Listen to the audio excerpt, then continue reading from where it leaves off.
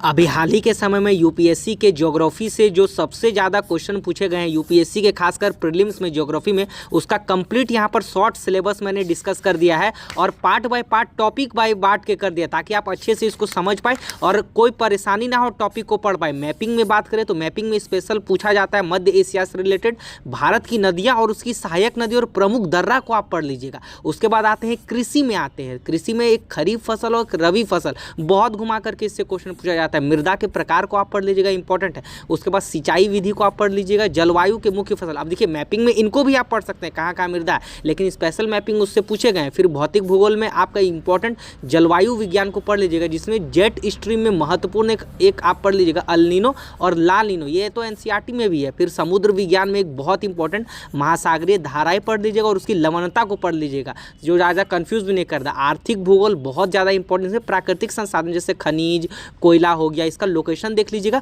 और नवीकरणीय ऊर्जा बहुत ज़्यादा इंपॉर्टेंट, प्रीलिम्स के साथ ही तो मेन से ही पूछा जाता है, तो इसको देख लीजिएगा। पर्यावरण संबंधी बहुत ज़्यादा इससे क्वेश्चन पूछे जाते हैं ज्योग्राफी से जोड़ करके। एक राष्ट्रीय उद्यान को आप पढ़ लीजिएगा, एक वन्य जीव अभ्यारण्य और एक आर्द्र भूमि जो तरलता से होता है, एक राम क्षेत्र को रामसार। तो ये सब ना करेंट अफेयर्स से भी जोड़ करके पढ़िएगा, तो बहुत इंपॉर्टेंट है। वीडियो पसंद आती है तो सब्सक्राइब एंड लाइक जरूर कर लीजिएगा। मिलते हैं हेल्पफुल वीडियो में।